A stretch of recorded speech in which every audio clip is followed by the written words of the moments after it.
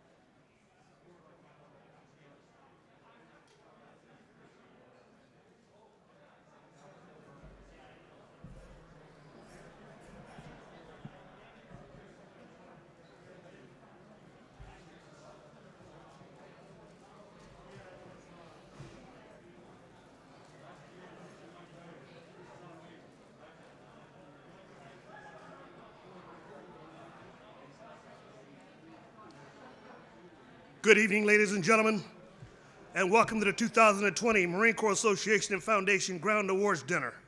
I'm retired Sergeant Major Kevin Bennett. I'm the Director for Professional Development and the Area Rep for the Quantico in the National Capital Region. Tonight, we will recognize the best of the best in the ground community. This dinner is co-hosted and supported by our Deputy Commandant for Plans, Policies, and Operations, Lieutenant General George Smith. Sir, we thank you for your continued support of our mission of advancing leadership and recognizing excellence. Our musical and color guard support for tonight come from the oldest post of the Corps, Marine Barracks, Washington, D.C. at 8th and I. Under the direction of Master Gunnery Sergeant Christian Ferreira, it is our pleasure to have with us tonight the President's Own United States Marine Band Brass Quintet. Our color sergeant tonight is Corporal Couch. Ladies and gentlemen, please rise for the presentation of the colors, our national anthem, and remain standing for the Marines' hymn.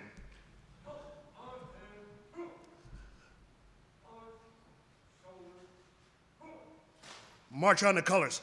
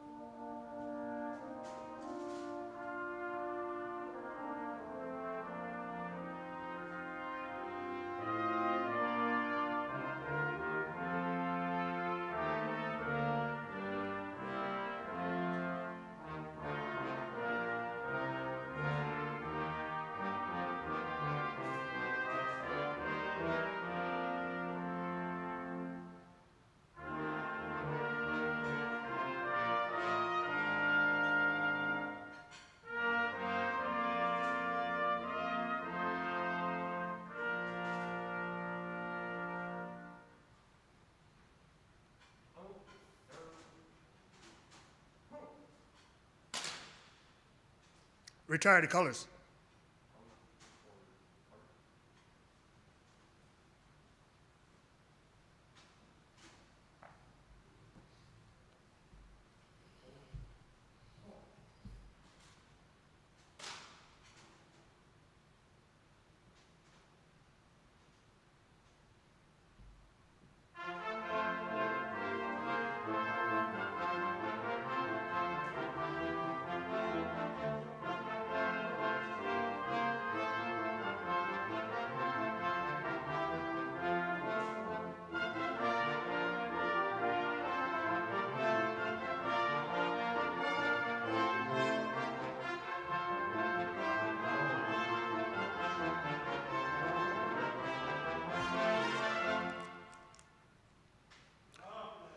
Ladies and gentlemen, please be seated. Ladies and gentlemen, it's my pleasure to introduce the President and CEO, Marine Corps Association and Foundation, Lieutenant General Mark Faulkner. Thanks, Armin.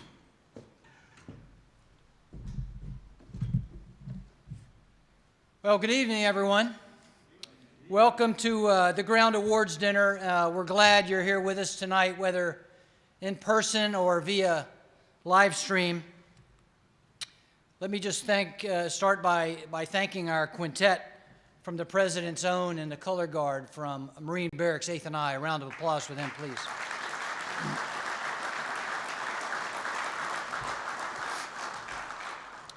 So tonight, for the 17th year, as Sergeant Major Bennett said, we're going to recognize the best of the best across the ground occupational specialties to 9 well-deserving individuals. And we're pleased to co-sponsor it again this year with the Deputy Commandant, Plans, Policies, and Operations, Lieutenant General George Smith. And George, thanks to you and your team, your planning effort, especially in this COVID environment, was tremendous, and I'll talk more about that in a minute, so thank you. We're really fortunate tonight to be joined by the 38th Commandant of the Marine Corps and our guest of honor tonight, General Dave Berger. Commandant, thank you for being here. This is a banner week for us. As the Commandant and I were talking about, the Commandant spoke this past Monday at the Marine Corps Association's annual meeting and leadership breakfast. He spoke again yesterday as the keynote speaker for this year's Modern Day Marine virtual experience. The Commandant, a lot of you saw him, and if not, he's still available on demand, right, Commandant? Like Netflix, I guess. But Commandant spoke for 15, 16 minutes, and it took 45 minutes of questions. And I think we got about 16, 17 questions, and there were 50 that he didn't get to that we're pushing to your staff, Commandant. So last thing about that, I asked the Commandant when he walked in earlier, I said, Commandant, this is the 3rd time this week. Are you tired of seeing me? And he didn't answer. He just smiled at me, so I don't know what that means. But I think I get it, Commandant, that nonverbal. Thank you. We're also joined by the Commandant's battle buddy, the 19th Sergeant Major Marine Corps, Sergeant Major Troy Black. Hoorah, Sergeant Major. Thank you for being here. And Sergeant Major, just a comment as well. Thank you for joining us with the Commandant this past Monday and what you do for the professional development of Marines. And so it's making a difference, so thank you. We're fortunate to have several general officers with us tonight. I think that General Glenn, the Commanding General of Marine Special Operations Command, is en route. I don't think he's here yet. The Commanding General of 2nd Marine Division, Major General Frank Donovan. Frank, I saw you earlier. Where are you? Thank you for being here, Frank. We also have the Commanding General of 4th Marine Division, Major General Mike Martin. Mike, thank you for being here over here. We have the Commanding General of Marine Corps Recruiting Command, Major General Jason Bohm. Jason, thank you for being here. Also, Brigadier General Pete Huntley. Pete, right there. General Smith let you out of the Pentagon. You'll do anything to get out of there, I know. Several retired general officers are with us as well. Lieutenant General Earl Helston, who will present an award later, the Thomason Award. Sir, it's good to see you again. Major General Drew Davis was either here or en route, and I know he'll be here shortly for the Chambers Award. And I think we also have Brigadier General Marcella Monahan is here with us. Marcella, thank you for being here. Let me spend a couple minutes talking about tonight's event. Tonight's all about recognizing Marines who have excelled in the performance of their duties. And so with that, let me stop right there and ask our award recipients, together with family members that are accompanying you, please stand right now. Award recipients, please stand and be recognized.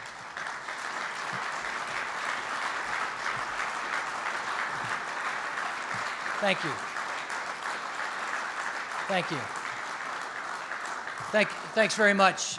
Congratulations to all of you and for your family members as well who play such a huge part. You know, in a normal year, whatever that is, right? This event we'd have 500 people on average at our ground awards dinner. and there'd be chaos, and there'd be camaraderie, and it would be crazy, and Sergeant Major would have his hands full trying to wrap his arms around everyone to get them to be seated. But today this year is obviously different for a number of reasons.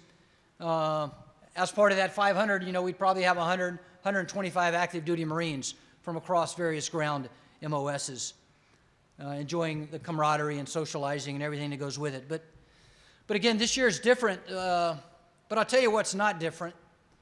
And the Commandant and I have talked about this when we had a discussion in view of the challenges associated with COVID.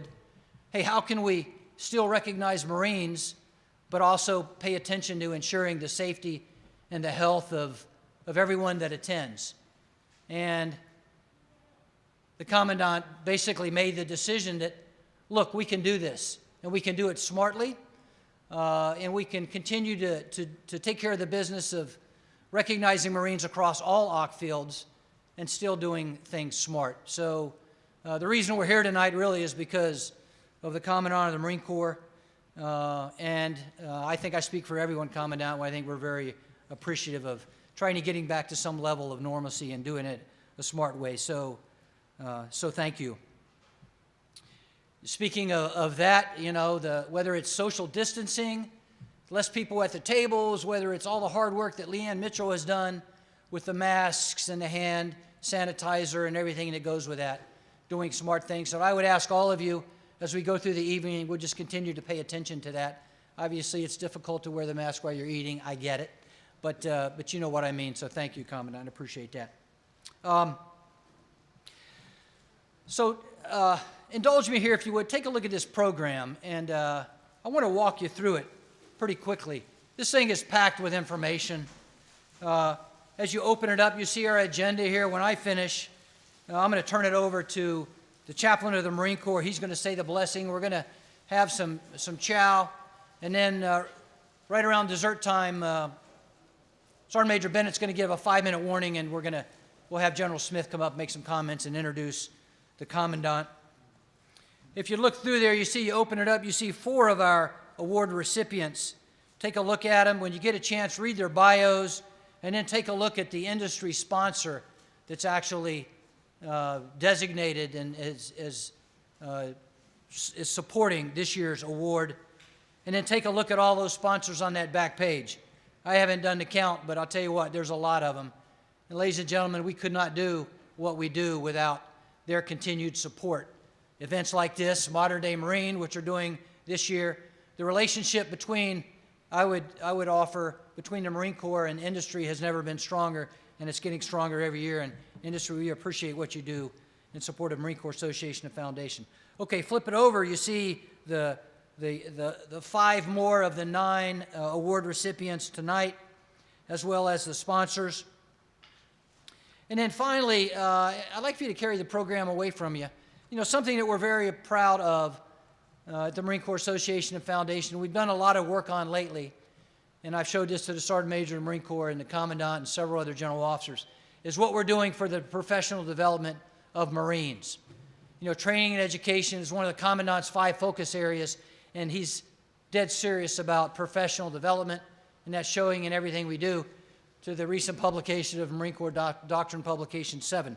But take a look on our website under professional development, and take a look at all these things now that are available for the professional development of Marines. And again, we're very, very proud of it. I mentioned Modern Day Marine Expo earlier, and we just finished a virtual expo, and early indications are that it was a huge success, and we're excited about partnering with the Marine Corps League on that event going forward. Okay, ladies and gentlemen, again, I want to thank you for being here. I want you to enjoy the event this evening. Have a good time, enjoy your meal. We're also privileged tonight, as I mentioned, to be joined by the Chaplain of the Marine Corps, Rear Admiral Greg Todd. And Chaplain, if you'd please join me and say blessing this evening. Thanks, chaps.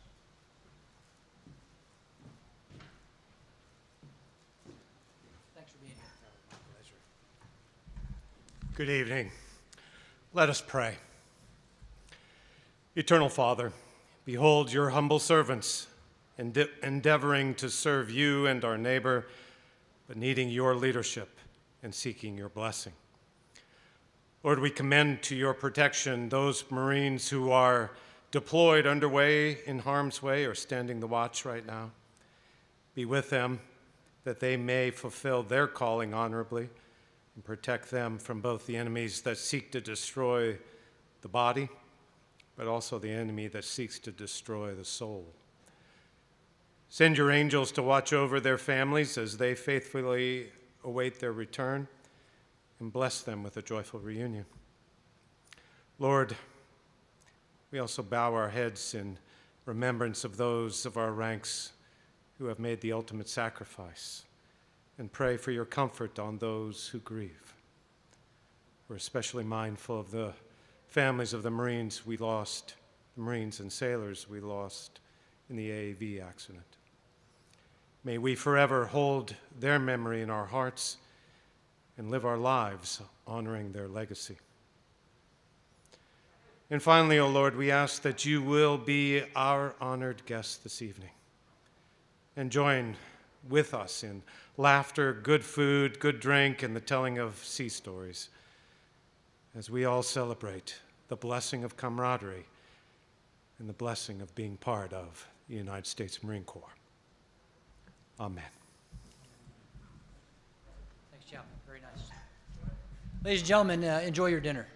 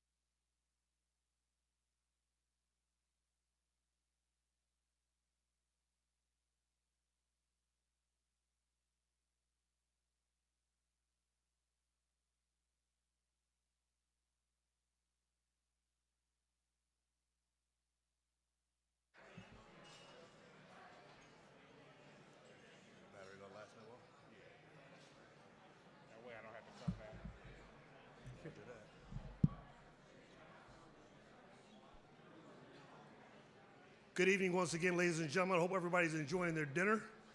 Right now, you should have your dessert and coffee on the way, or if it's not already there, it should be there shortly. But right now, you're in your, as we say on the range, you're in your 5-minute prep time. So anything you need to happen, you need to do it in the next 5 minutes, and then we'll be back in our seats so we can continue on with the ceremony. You are in your 5-minute prep time.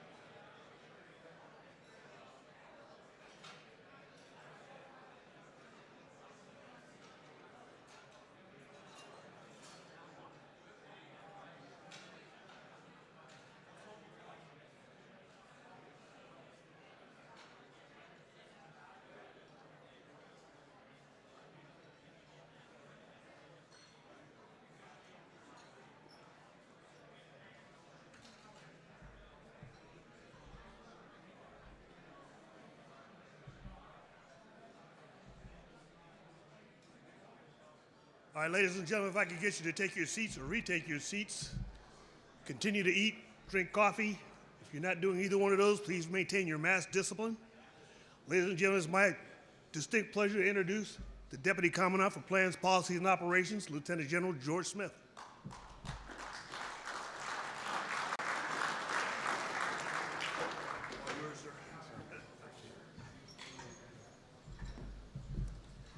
Well, thank you, Sergeant Major Bennett, and good evening to you all. Let me add my personal welcome to all here this evening, General and Flag Officers, our industry partners, fellow Marines, and most importantly, our award winners and the members of their families that were able to make it here during this unprecedented time of COVID-19.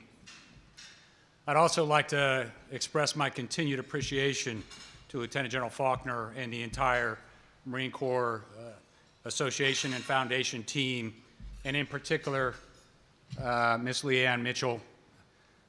What a great teammate she's been through the years.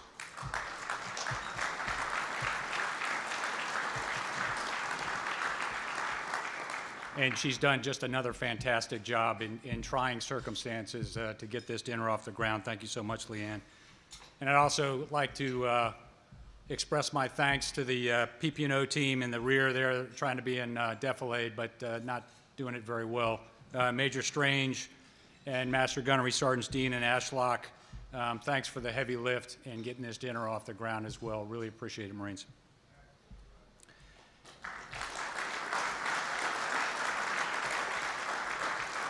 You know, tonight, as General Faulkner alluded to, is just another example of the Marine Corps fighting through a challenging environment in order to accomplish the mission. And I'm reminded of Field Marshal Sir William Slim in 1943 when he took command of the British forces in Burma. And in the first week of command, he got a steady stream of colorful commentary from his subordinate commanders on all the challenges associated with fighting in the jungle of Burma. And finally, he pulled them all together and said, "Don't fight the jungle, fight the Japanese." I would liken COVID as our contemporary jungle.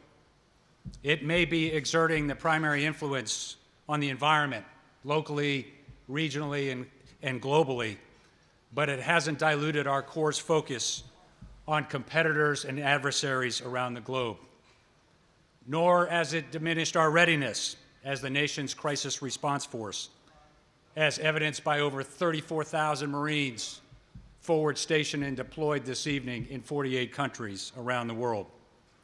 Simply, our Fleet Marine forces have continued unabated to provide fully trained, combat-ready forces to our combatant commanders.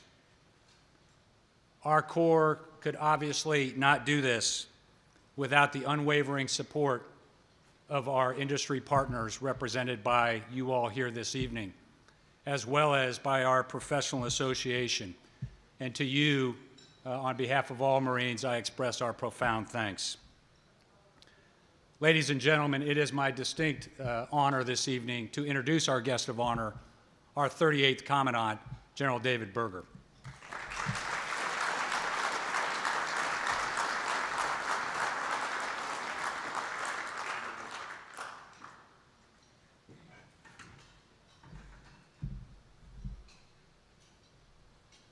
I was thinking of General Faulkner's comment about the best of the best. That's true. I think the second part of what you said, the best of the best, we should think about tonight. In other words, we're lifting up each one of you all, rightfully so. But you really represent the other best, right? The entire Marine Corps, who is what this nation leans on. Tonight is all about you, and it should be. But you reminded me the best of the best. We're pretty good. We're in pretty good shape as a nation, as long as there are 34,000 Marines who are on the job, away from home. That's not a bad place to be. When things are really wacky, really crazy, it's a pretty good feeling to know that the other best that aren't in this room, we're in real good shape.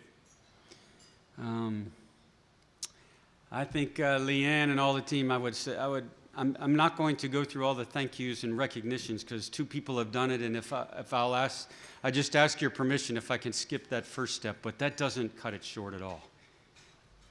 When General Faulkner called me, he and I and General Smith and Sergeant Major talked about, should we have this tonight? And the easiest thing would have been what? No, right? That would have been the easiest, safest thing to do, just cancel. All I'm starting from is I'm glad we didn't. I'm glad Leanne and the hotel and General Smith and 50 other people somehow didn't take the easy route of, it's just better, let's just cancel. We should take a couple minutes and recognize what Marine Corps leadership is all about. And I'm really glad we didn't take the easy route. I know there's risks. I'm really glad we didn't take the easy route because most everything seems like canceled. This is kind of a hybrid like you and I were talking before. So in one way, I was thinking, listening to General Smith, we're all dressed up, like you guys are in coat and tie, and we're in the uniform, and ladies are in dresses, and the people on the camera are probably like in sweatpants. This is not good, okay? Somehow it's not fair at all. Like, they're like on their couch, they have a beer, they're in their sweatpants, like this is great. I'm not sure, we have to work on the hybrid part, in other words. There should be some dress code if you're gonna, I'm glad the people from home are part of this. Industry, just a moment about industry. And then I'll move on, because it's not about industry. I didn't really understand industry till probably 5 or 6 years ago, honestly. Because as a Marine, you don't really pay attention to it. They give you your gear, and you're really happy you got good gear, and that's all there was to it. But now I really understand. The folks in this room represent companies, in other words, that make us capable of warfighting. The moment we lose that touch point and we become separated from industry, I think the major and the gunny and everybody else is going to be in real trouble because we'll buy equipment and we'll do stuff that doesn't work. I'm really grateful for where we are now. And I was initially scared to death of talking to industry, being anywhere in the room with industry because I thought there was something illegal or unethical or a real problem. Now I'm like, no way. They want to understand what he needs to operate. He needs to talk directly to them. I need to be able to do this. Can you make that happen? Staff Sergeant needs the same thing. So I'm really learning more and more every year about industry, and I'm glad the folks in this room are making this possible, but also, please don't pull away from us, because we need to work with you. We cannot go slow, and we can't get it wrong. We really need your help. Tonight, I'm going to talk a little bit about where we're going in the Marine Corps. And more in the center of that, I'm going to talk about actually some things that are not going to change. And I'm going to use as a centerpiece kind of the 10-ring leadership. How we cultivate leadership in our Marine Corps. How do we identify the most talented leaders? How do we train them? How do we keep them? How do we mentor them? Last year, when I was privileged enough to take over as commandant, the next day I published my planning guidance on purpose that day because I was coached, tell them up front what you think is important.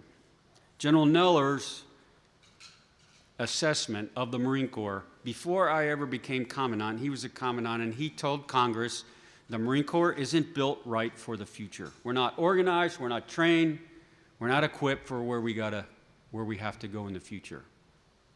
I agree. It wasn't a bad conclusion, in other words. He was honest, which is what Marines are. And I believe the same. He stated out in the open, so do I. That's not a bad thing to say. But what we didn't say at that time, what I didn't say is that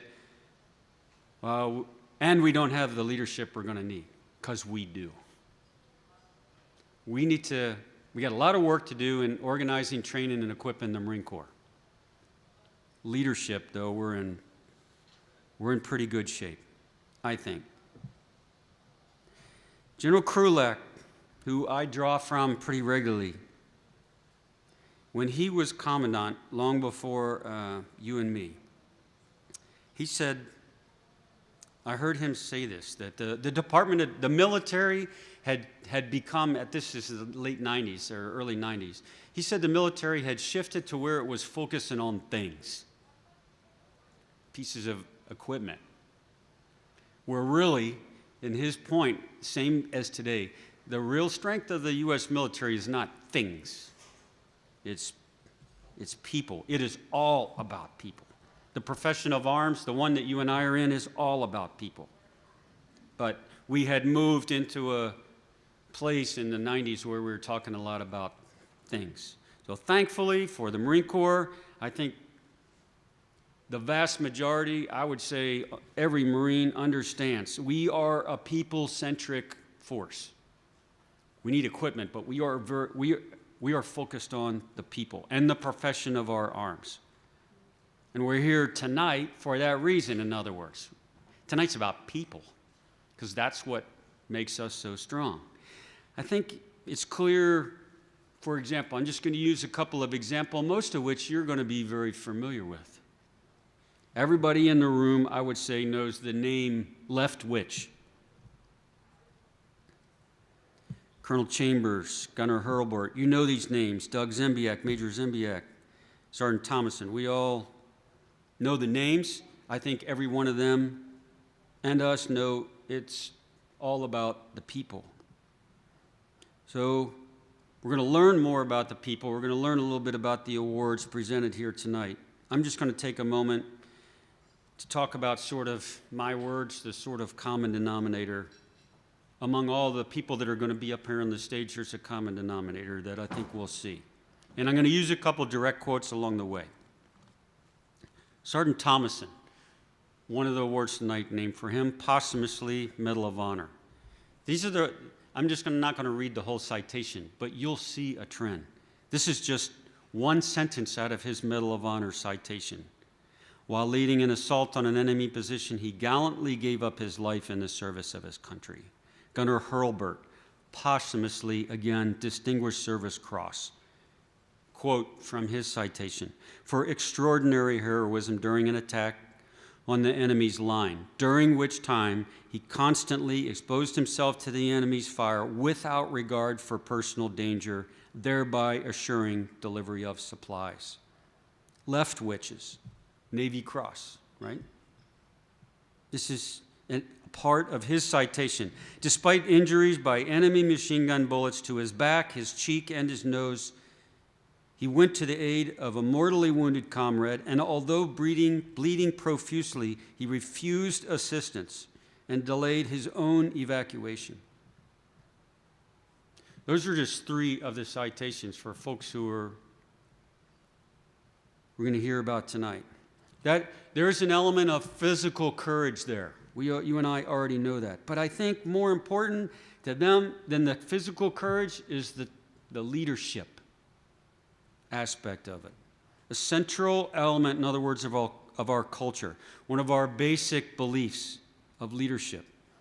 The faith, we believe that leaders are not born. They're made. We make leaders in a lot of ways. Not the least is the ongoing efforts of a generation of leaders to teach the ones that follow while learning from them as well. The folks who will be up here on stage tonight, they can probably attest to that. They have learned from other people. They're transferring knowledge to folks, Marines that they work with, people that you all mentor. I think the accomplishments, when we go citation by citation tonight, in other words, in their write-ups for these awards, full of the evidence of that. But there's a critical element here of how we make leaders as a Marine Corps, as a service. And that's through formal education and training. General Faulkner mentioned it before. I think the importance, in other words, of leadership is a constant, for sure. The teacher-scholar aspect, absolutely yes. That relationship, always an essential part, yes. It's always going to move us in the right direction. But we rely on formal systems of education and training to raise us to that level. So I'm going to spend a couple minutes about where I think we need to go in that regard. If you assume, like I do, that we're investing in people is our number one priority, then investing in their training and education is at the top of the list. The most important part, in other words, of force design, the Marine Corps of the future, that doesn't change, but we will not get there unless we focus on his leadership, training, his education. That's what's got to get us there. By definition, in other words, design of a force equals the people, so we have work to do. You can't separate the two. They're not two different things. Force design includes the training and education of that organization's people, Marines. So we got to go through a lot of change in the next 2 or 3, 4 years. That's not going to be easy. It's going to require us, I think, to modify a lot of our existing ideas of how we fight, how we organize, and our relationships with other services, especially, I'd say, the Navy. Force Design 2030 I would ask you to think of just as an aim point. I am absolutely convinced today, as we sit here, what we think 2030 will look like will be different. Along the way, you and I have to be ready to adapt. As we move forward, we have to learn. We have to move faster than an adversary. I'm going to talk a little bit about what I mentioned earlier this week, if it's okay with you, sir, the intellectual edge, which to me is at the center of the training and education part. Intellectual edge is a term we use now for what in our Marine Corps Doctrinal Publication 7, published this summer, called Learning. This is the centerpiece of it. What is that edge? In other words, in great power competition, if both of us have great technology, great capabilities, what is it that keeps us in front? I would argue to a large degree, intellectual edge. The ability to him to think faster, to recognize the situation earlier, make the right decisions. This is Marines being able to process information, make good tactical decisions. That's intellectual edge. It's the OODA loop, right? But edge meaning an advantage, pushed to the limit. I think the leaders in this room with us here tonight who we're going to recognize, if we arm them right, they will be able to process information. They'll be able to make decisions faster. That will give them an advantage. That is the intellectual edge. I think a bigger part of our decision making in the future, no question in my mind, is going to be made at machine speed, aided by artificial intelligence. So what does it mean then for the leaders in the room? If that's the case, our decision making is going to be assisted, helped by machines. What is the human part of that? And how do we train these leaders to marry up with machine learning, make decisions faster, better decisions faster, tactically? How do we do that? I think the machine learning part, the technical skills, in other words, the challenge for these leaders, the younger leaders today, they're going to have to learn how to apply what's coming online with this up here that we can give them through training and education. Let me focus a minute on train. The difference in the military is in training, my view. The buck stops with that staff sergeant and that major. They make decisions for which they are accountable. They don't blame it, in other words, on a piece of gear. They're not blaming it on machine learning or artificial intelligence. They make decisions, tactical decisions that have consequences. That's the difference. They are accountable. We have to factor that in when we train them, when we educate them. They're using tools to make decisions faster, but in the end, it's them that are accountable. It's the tactical leader that matters. The buck stops with them. The quality and speed of their decisions is on their shoulders. I think the intellectual edge, in other words, it is not something that you're born with. It's something that's made. And a central element going forward, I think, is how we do individual and unit training to raise that level up higher. Making decisions under pressure from a threat and from time, both. That's basically the same kind of training that you and I have always dreamed of. As close as possible, replicate real combat in real time with a thinking enemy. That's how we have to train. And then you add the kind of physicality part that is so at the center of being a Marine. Now we're talking about, in our language, reps and sets. This is training. Over and over and over again to where we've seen something sort of similar to that, boom, make a 80%, 75, 80% decision and go. That's what reps and sets do. I think wargaming, exercises, all those things help us make decisions faster. That's training. Training for the known. See it enough times, I'll be able to make a decision faster than my competition. So we need wargaming, we need exercises that drive us in that direction.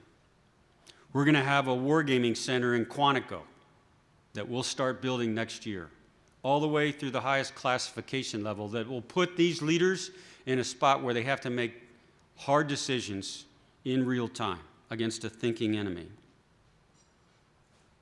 Even more important, I would say, than the war game, the building that's going to be built in Quantico is the force-on-force training that these Marines do, 29 Palms, Camp Lejeune, everywhere else. Force on force. In other words, his competition, the adversary, doesn't know what they're doing, you don't know what their plan is. And they're free to make whatever decisions they want. That's as much friction as we can throw into it. That's as close as possible to real life. We have to take, in my opinion, every opportunity to make that realistic, to make it suit the unit. And I don't think it's going to surprise anybody, but our biggest training ground, 29 Palms, is great if you're going to the desert and the enemy's in the desert. It is not a great replication for all the places that these Marines are going to need to operate. We have to work through that. Preparing for the known, the training part. On the education part, separate, and I'm asking you to carve them in half. Education. I believe we educate for the unknown. I believe this is reading, this is history, this is trying to understand the theory and nature of war and combat, preparing for the unknown. Training is the known. That's our TTPs, exercising the plan, training for the known. Education, the reason we go to school, the unknown. Put the two together and we'll have the best leaders, tactical leaders on the planet, and we do. This is all in the same kind of environment, though, where the character of war is changing. It is changing pretty fast. And trying to wrap our heads around all that, I think, not so easy. Back to the intellectual edge. That's our margin. That's our advantage. We have to build and maintain an intellectual edge. It's not going to get any easier. I don't think there's going to be, in other words, any room in the future for going to school, you, me, get orders to go to school, and it's a year off, or it's really great to have a break. That's what it was when I went to school. We cannot afford that right now. I need you to go to school and press hard. You'll have time with your families. But the education part that we need to give you right now is training for the is educating for the unknown. We need to up our game. In the same way that we're up in training, the reps and sets part. Come together equals the intellectual edge. That is a ton of change. I think the hard part, frankly, is going to be for people like me, because we grew up one way. For others who didn't know anything different, I don't think it'll be a change. They'll absorb it as fast as we can give it to them. The hard part, older Marines. We will have to change. I'm thinking about that a lot now. In a lot of cases, we were talking about at our table, I think, in other words, we will follow your lead because it'll be natural for you. You didn't know anything other than that. We have to relearn. For you, it's just bring it on. I got that. I got it. In some cases, I think we'll be following your lead. That's going to be an upside-down version of the Marine Corps. General Gray. A lot of this may sound different or new. It is not. General Gray, 40 years ago, one of my best mentors, remains so today. He drove us 40 years ago in a different direction when it came to education. He said, train, organize, and fight. We must change. And he changed us probably 90 to 180 degrees different than we were headed. He gave us warfighting, the publication Warfighting, which we were not at all comfortable with when we first got it. He was way ahead of his time. That shift, in other words, 40 years ago has happened, and I think again. We have to invest, though, the way he did in education. He built a great he poured resources into what he knew the Marine Corps was going to need. That's what we have to do right now. The brilliance, in other words, is recognizing, visualizing where we need to go, pour the resources into it now, make the investments now. It's not about this afternoon.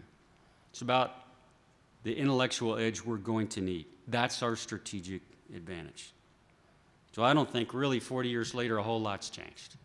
If General Gray was here, we'd all be taking notes going, let's go. Okay, got it, let's go. He foresaw 40 years ago where we needed to go. Back to the point where I started though. The Marine Corps we're going to have in the future will not be any better than the way we train and educate Marines. That will be the measuring stick. It won't be the equipment. It won't be our warfighting concepts. It won't be any of that. Whether we succeed and stay in front will be measured by how well we train and educate the human beings, the Marines. We do that right, we'll be fine. We will get them the rest. But the more I'm around, the more I'm thinking about the human part, the individual part, the educate and train part. This is an exciting time to be a Marine. I am very grateful for tonight. We have a lot to think about, we cannot stand parked, we have to move now. But in all this, I'm just asking you before we get on with the individuals tonight is not forget the individuals. They are the most important part. Picking them, training them, educating them, keeping them, this is what the real strength of the Marine Corps is, and we're going to see it on display here this evening. Thanks.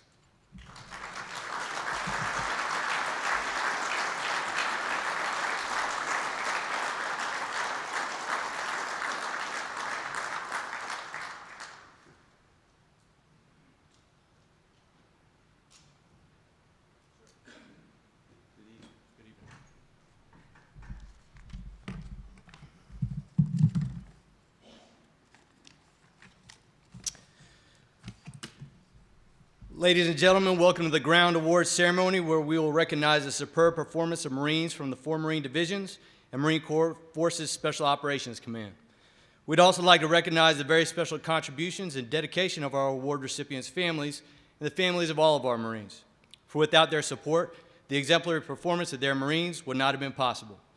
So, if you may please, can I have the friends and family of our award winners here tonight please stand, and would you all join me in a round of applause?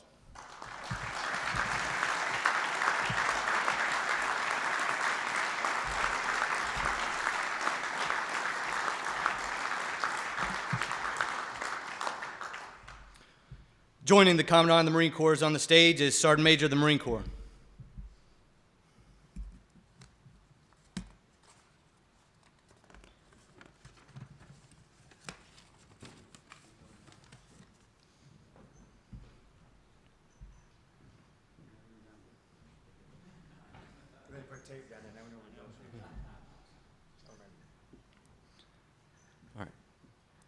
Sergeant Major.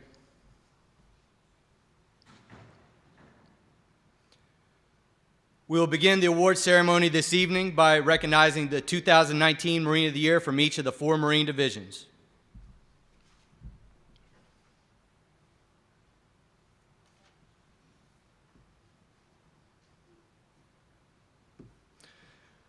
For our first Marine of the Year this evening, we'll travel to the sunny Pacific coast of Southern California, home to the 1st Marine Division.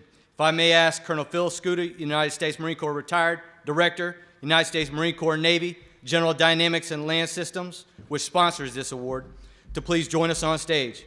General Dynamics Land Systems is a global leader in the design, development, production, support, and enhancement of tracked and wheeled military vehicles. The 1st Marine Division Marine of the Year is Staff Sergeant Brock Legant.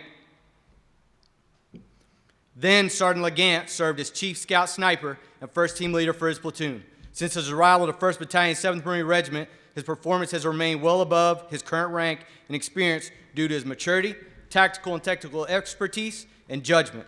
He deployed with Special Purpose Mca&F Crisis Response Central Command 19.2 in support of Operation Inherent Resolve in 2019. He constantly demonstrated his initiative and proficiency while in support of Special Operations personnel during a kinetic and high-tempo combat environment. His unmatched warrior mindset was constantly demonstrated through personally eliminating multiple enemy threats with precision marksmanship while under enemy small arms and machine gun fires. He completed 47 combat patrols and 5 named operations to kill, capture enemy fighters. During his deployment, he also aided in the detaining and handling of 6 enemy fighters and observed and adjusted 200 rounds for 120mm mortar fire missions. His recognition as the 1st Marine Division Marine of the Year is well deserved. Staff Sergeant Legant is joined this evening by his wife, Madison.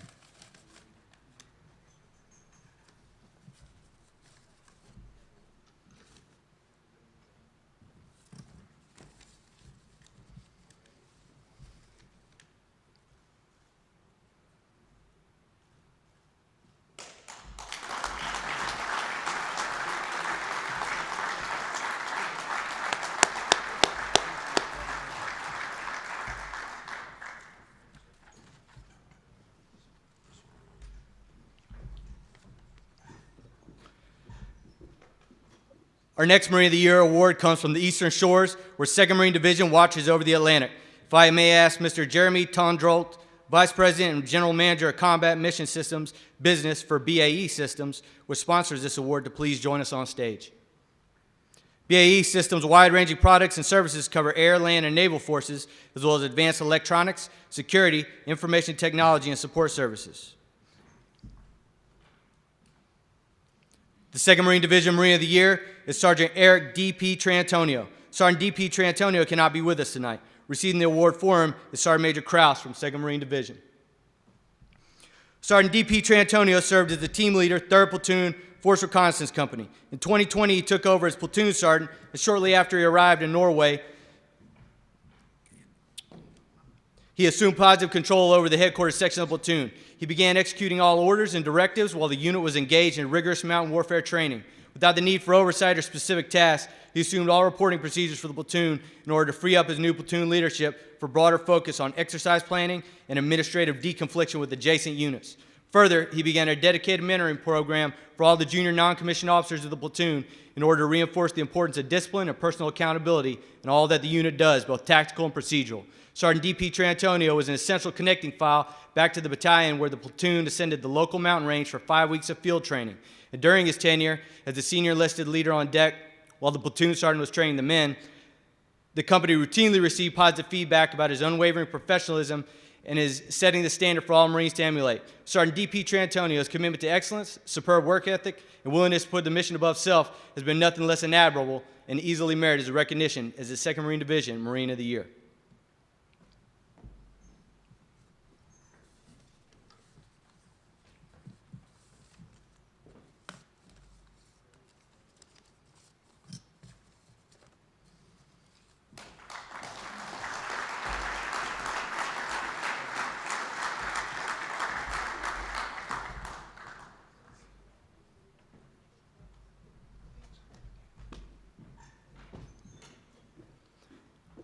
Now we'll pivot to the Pacific and the 3rd Marine Division for our next Marine of the Year. Harris sponsors this award. Harris provides mission-critical solutions to connect, inform, and protect the world.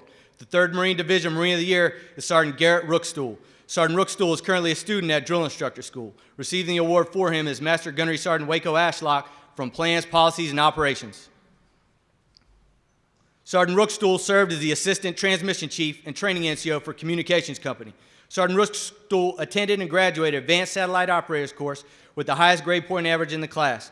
As a result of his exceptional primary MOS proficiency and leadership, he served as the Site Chief for the Transmissions Platoon on the Forward COC and supervised the setup of Teams, Smart T, VSAT Large, VSAT Medium, and Tampa Microwave validation in support of operations, accumulating over 350 troubleshooting and operating hours. He was the Division Communication Chief's company lead subject matter expert on satellite communications training, educating Marines in systems such as VSAT Medium and Large, systems for which no formal schooling had existed until 2020. He is currently attending Drill Instructor School, demonstrating the outstanding judgment, initiative, and dependability. Sergeant Rookstool stands out amongst his peers and is well deserving of recognition as the 3rd Marine Division Marine of the Year.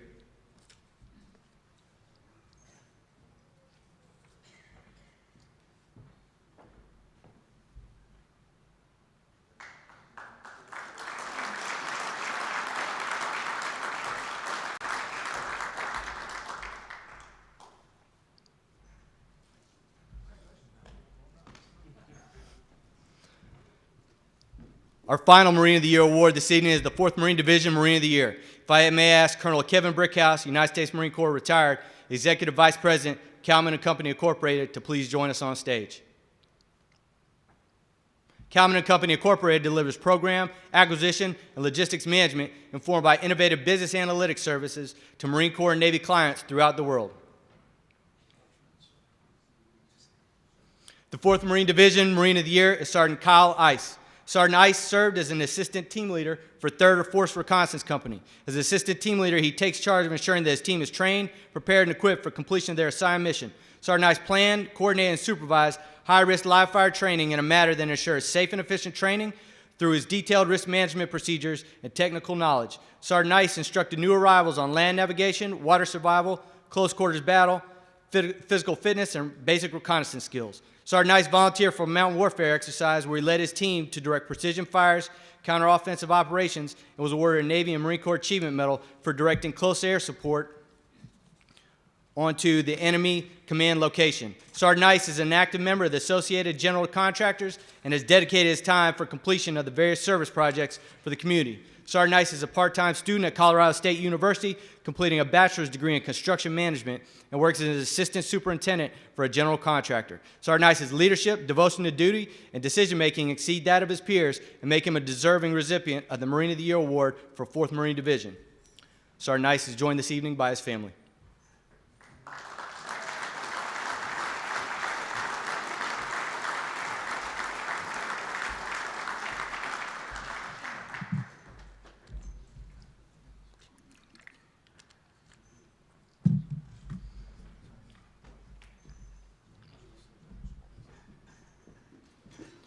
Our next award is the Colonel Justice Marion Jumpin' Joe Chambers Leadership Award. If I may ask Major General Andrew B. Davis, United States Marine Corps retired, of Our Stars Impact Fund, which sponsors the award, to please join us on stage. Our Stars Impact Fund was formed to support the Chambers Award.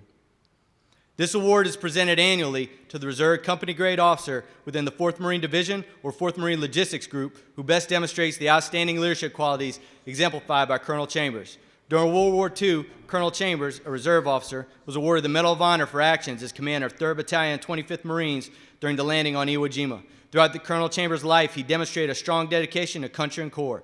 He was a model citizen and Marine. The recipient of this year's Chambers Award for Outstanding Leadership is Major Joseph Bush. Major Bush served as the commanding officer of Company B, 1st Battalion, 24th Marines, from August 2017 until October 2019, when he relinquished command to assume duties as aide-de-camp, commanding general, Marine Forces Reserve. Major Bush's leadership, initiative, and devotion as commanding officer of Company B culminated in Company B's outstanding performance during an integrated training exercise for TAC-19 in 29 Palms, California. His mission focus and commitment to the technical and tactical competence of his command led to the development of the most aggressive training plan of the battalion in 2019. Due to its rigorous training plan, close and positive relationship with inspector-instructor counterparts, and superior results during the workup to ITX, the battalion commander selected Company B to execute the reserve component's first night live fire execution of Rage 410 Alpha. Under oppressive company grade and small unit supervision, Bravo Marines remained fit, hardened, and hungry for increased responsibility in austere desert conditions. For these reasons, Company B was chosen as the maneuver element for ITX's culminating capstone event in the Airborne Assault Course.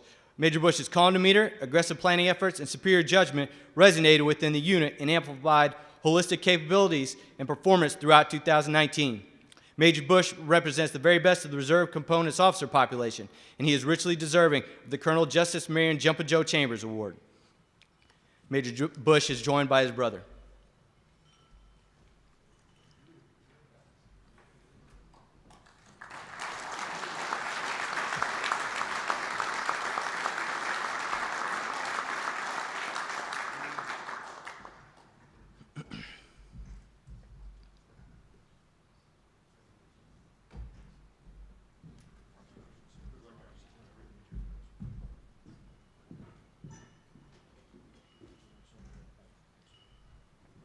Our next award of the night is the Marine Special Operations Command Sergeant Clyde A. Thomason, Marine Special Operator of the Year. It is presented annually to a Marine serving on active duty as a critical skills operator who best demonstrates the outstanding leadership qualities exemplified by Sergeant Thomason. If I may ask Lieutenant General Earl Hailston, United States Marine Corps retired, to please join us on stage. FLIR, which sponsors this award, is the world's largest commercial company specializing in the design and production of thermal imaging cameras, components, and imaging sensors.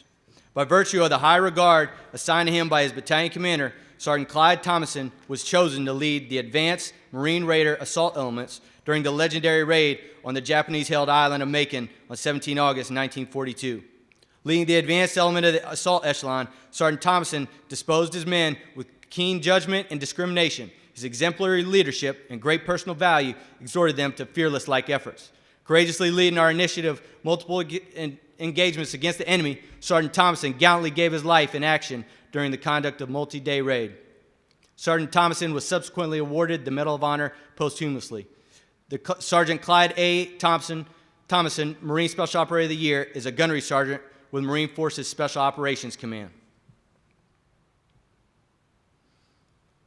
A gunnery sergeant and critical skills operator with Marine Forces Special Operations Command, served as an operations and team chief with Marine Special Operations Company G.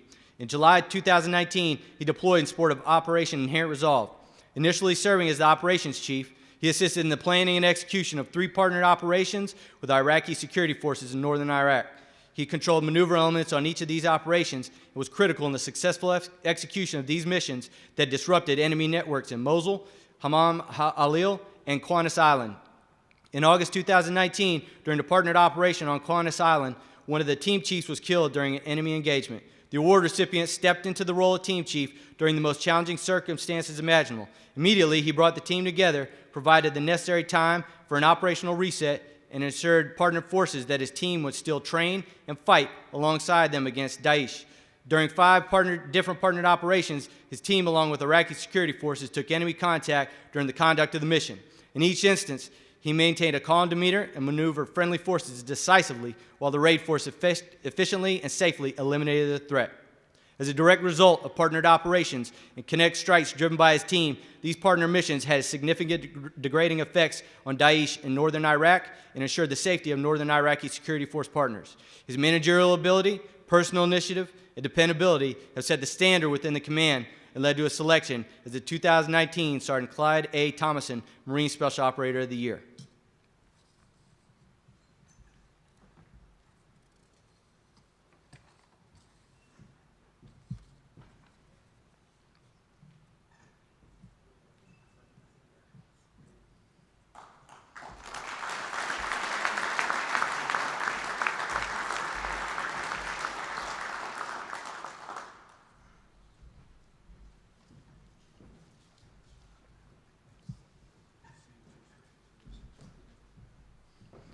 Our next award of the evening is the Major Douglas A. Zimbeck Award for Outstanding Leadership in Marine Special Forces Operations Command. It is presented annually to a Marine serving on active duty as a Marine Special Operations Team Commander who best demonstrates the outstanding leadership qualities exemplified by Major Zimbeck. The sponsor of this award is the Lockheed Martin Corporation. Lockheed Martin is a global security and aerospace company that is principally engaged in the research, design, development, manufacture, integration, and sustainment of advanced technology systems, products, and service. Major Zimbeck is remembered as a fearless warrior and a steadfast comrade, always putting others before himself. His distinguished service includes multiple deployments in support of operations in Kosovo and Iraq. Notably, is the commanding officer of Echo Company, 2nd Battalion, 1st Marines on the streets of Fallujah in 2004. On his subsequent deployment, he was killed while advising Iraqi security forces during a raid in Baghdad on May 11, 2007. His personal awards include the Silver Star, Bronze Star with Combat Distinguishing Vice, and 2 Purple Hearts. Major Zimbeck embodied the true spirit of a Marine Corps officer. The recipient of the Zimbeck Award for Outstanding Leadership is a major with Marine Forces Special Operations Command. Receiving the award is Colonel Wolfenbarger from Marine Forces Special Operations Command. A major with Marine Forces Special Operations Command is the recipient of the 2019 Douglas Zimbeck Award for Outstanding Meritorious Service as a Special Operations Officer and Team Commander with Marine Special Operations Company N. 10 days after the team's arrival to the area of responsibility, on March 20, 2019, he directed critical actions essential to the conduct of a complicated joint, interagency, and international contingency operation. Displaying the hallmarks one would expect of a Marine Air Ground Task Force officer and Special Operations officer, he tied together platforms and capabilities across multiple services to exemplify integration, interoperability, and interdependence with a Marine Expeditionary Unit and a Special Purpose MAGTF Crisis Response Central Command in a true display of joint operations. His team successfully evacuated more than $10 million of military communications equipment, cryptographic controlled items, and classified material control items ranging from unclassified to top secret equipment that would have otherwise certainly been lost due to the dynamic and deteriorating nature of the situation. As the situation unfolded, it became apparent that further contingency planning would be required for completion of the extraction.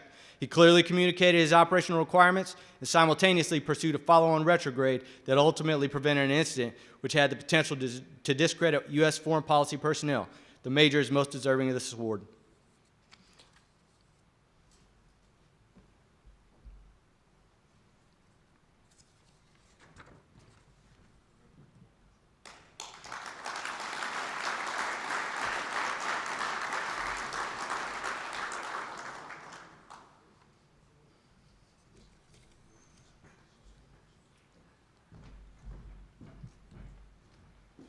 Our next award is the Gunner Henry Lewis Holbert Trophy for Outstanding Leadership. This award is presented annually to the Marine gunner who best exemplifies the qualities of tactical and technical competence and leadership displayed by Gunner Holbert. If I may ask Chief Warrant Officer 5, Pat Woolhoff, United States Marine Corps retired, United States Marine Corps Business Development Director, NAMO, which sponsors this award, to please join us on the stage. NAMO is an aerospace and defense group specialized in production of ammunition, rocket motors, and space applications.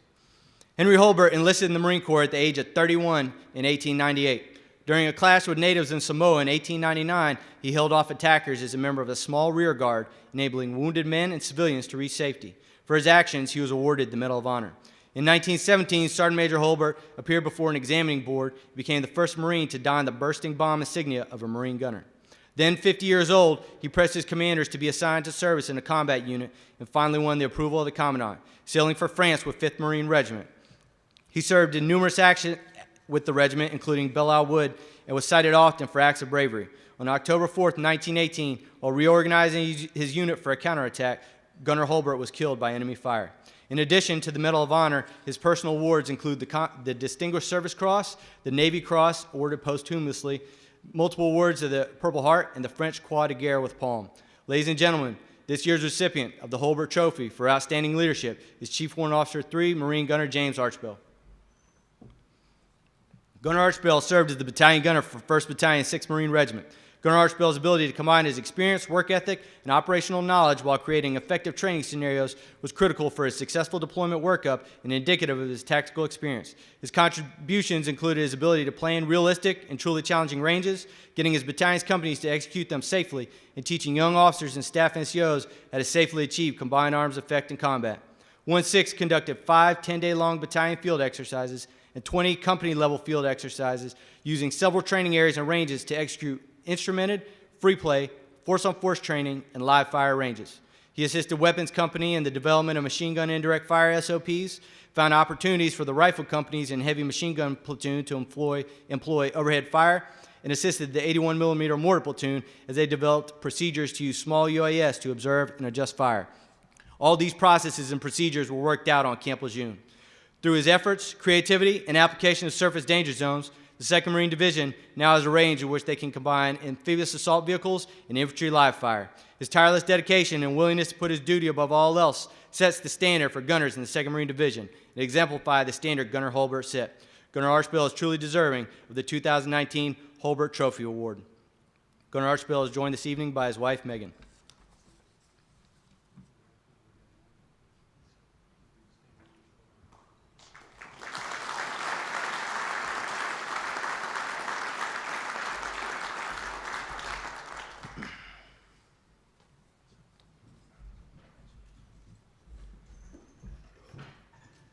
Our final award this evening is the presentation of the Leftwich Trophy for Outstanding Leadership. The Leftwich Trophy for Outstanding Leadership is presented annually in memory of Lieutenant Colonel William Groom Leftwich, Jr., United States Marine Corps.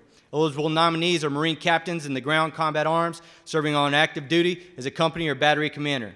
Lieutenant Colonel Leftwich was commissioned a Marine Second Lieutenant in 1953 upon graduation from the United States Naval Academy. He first reported for duty in Vietnam in January 1965 as an assistant senior advisor to the Vietnamese Marine Brigade. Lieutenant Colonel Leftwich participated in 27 major operations against the Viet Cong in the Central Highlands. He was wounded in the Battle of Hoi An during March of 1965. In addition to receiving the Purple Heart, he was awarded the Navy Cross for extraordinary heroism. On November 18, 1970, while serving as the commanding officer of 1st Reconnaissance Battalion, Lieutenant Colonel Leftwich served as senior extract officer, as he insisted on personally accompanying every emergency extraction requested by his reconnaissance teams. One team had incurred casualties and requested an emergency extraction from enemy-infested territory, complicated by a dense fog enveloping the area. The team was extracted under Lieutenant Colonel Leftwich's personal supervision, but as the helicopter began its descent, it crashed into a mountainside, killing all aboard. In addition to the Navy Cross, his personal awards include the Silver Star, awarded posthumously, the Legion of Merit with Combat V and 2 Gold Stars, the Meritorious Service Medal, the Air Medal with 1 Gold Star, the Purple Heart with 2 Gold Stars, and various personal awards from the Republic of Vietnam. His selfless and determined lead from the front by personal example leadership style still impacts those who knew and served with him to this day, and that inspiration for him being the namesake of this award for outstanding leadership. The Leftwich Trophy for Outstanding Leadership is provided to the Marine Corps by the Perot Foundation, who designed the Marine Corps War Memorial to design and cast the trophy in honor of his very good friend who epitomized exemplary leadership. The recipient of this year's Leftwich Trophy for Outstanding Leadership is Major Joseph Albano, Jr. Then Captain Albano was described as a mature, reliable, and trustworthy officer who provided Lejeune-style leadership to 2 companies within 1st Battalion 6 Marines over the year. He has exceptional tactical acumen and work ethic and is an always-on type of leader with true enthusiasm for the profession of arms. He excelled leading his companies through 2 service-level training exercises, leading Company C during Mca&F as the adversary force commander, and then ITX as the Battalion Fire Support Coordinator and Weapons Company Commander.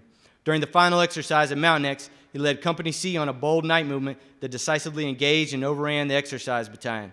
Prior to ITX, he led Weapons Company through 3 field exercises and 5 fire support exercises to build their proficiency. During ITX, he orchestrated near-perfect execution of fire support plans and the detailed integration of aviation and surface fire with maneuver elements. His stellar performance while leading 2 companies was characterized by his technical and tactical proficiency, bias for action, and resourcefulness, which enabled tough and realistic training and education for the Marines and sailors under his charge. A true mentor, teacher, and leader, he sets the standard for his fellow company commanders by making a difference in the personal and professional lives of his Marines and sailors every day. He is a trusted leader who embodies the trait of Lieutenant Colonel Leftwich, masterfully balancing the trust and care of his Marines with his drive to accomplish the mission.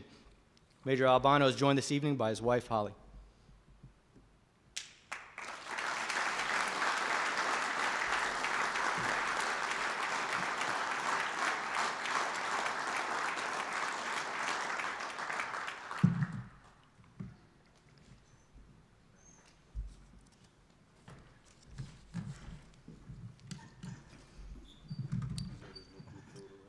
Good. Got it. Ladies and gentlemen, Lieutenant Gerald Faulkner.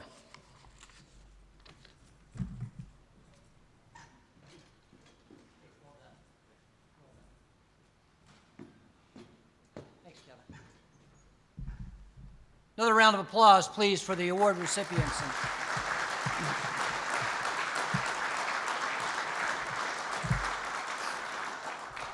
Okay, a couple of final comments here, and then we'll get you on your way.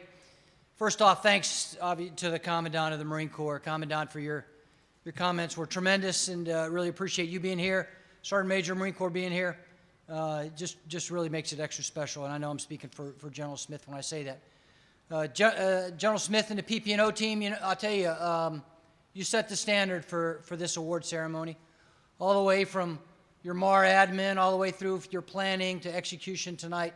You do it very well, and you do it very well year after year. So, well done. And some of our other deputy commandants who we all love can take some notes. So, well done.